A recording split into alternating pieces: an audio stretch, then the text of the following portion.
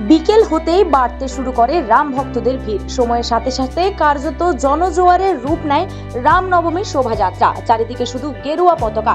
ভক্তদের উচ্ছ্বাস ছিল চোখে পড়ার মতো। বাজনার সাথে সাথে তাল মিলিয়ে মেতে ওঠেন রাম ভক্তরা। প্রতি বছরের ন্যায় এবছরও উৎসাহের সাথে পালিত হলো রামনবমী। বৃহস্পতিবার বিশ্ব হিন্দু পরিষদের পক্ষ থেকে রামনবমীর শুভ উপলক্ষে রানীগঞ্জের শোভাযাত্রা বের করা হয়। এদিন রামনবমীর শোভাযাত্রায় উপস্থিত ছিলেন আসানসোল লোকসভার বিজেপি প্রার্থী সুরেন্দ্র সিং আলুওয়ালিয়া। ভক্তদের সাথে পা মেলাতে দেখা যায় সুরেন্দ্র সিং আলুওয়ালিয়াকে। সংবাদ माध्यमेर मुखोमुखी हुए তিনি জানান, भव्य मंदिर के उद्घाटन के बाद ये पहली रामनवमी है। सारी दुनिया में बहुत हर्ष और उल्लास से मनाई जा रही है। रानीगंज के इसमें भी हम शरीक हैं।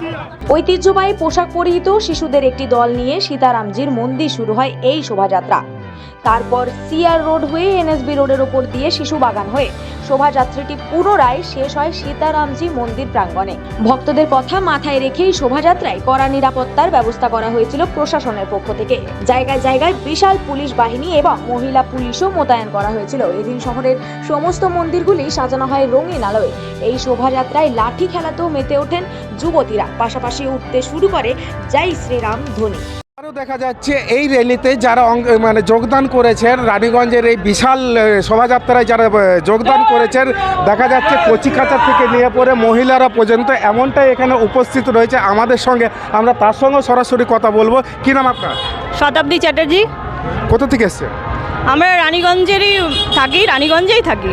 আচ্ছা, আজকের এই শোভাযাত্রায় যে অংশগ্রহণ করেছেন, কতটা আনন্দ ফিল করছেন? কচিকাঁচা থেকে নিয়ে দেখা যাচ্ছে পুরুষ থেকে মহিলা, মহিলা থেকে পুরুষ, বিভিন্ন ধরনের বিভিন্ন মানুষরা আজকের এই র্যালিতে অংশগ্রহণ করে। তাদের মধ্যে আপনিও একজন। কতটা আনন্দ করছেন? আনন্দ তো প্রচুর হচ্ছে। শোভাযাত্রা তাই নাম রাখা হয়েছে, যা সুসজ্জিতভাবে সাজানো হয়েছে।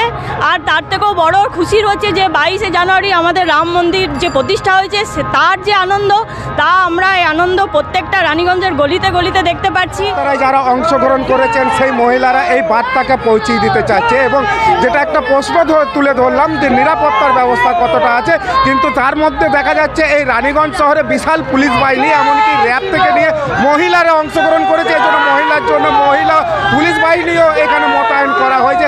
এমনটাই চিত্র কিন্তু দেখা যাচ্ছে আজকে এই রানীগঞ্জের বুকে। ক্যামেরায় সুকান্তর সঙ্গে সমীরের রিপোর্ট, খবর বাংলা, রানীগঞ্জ।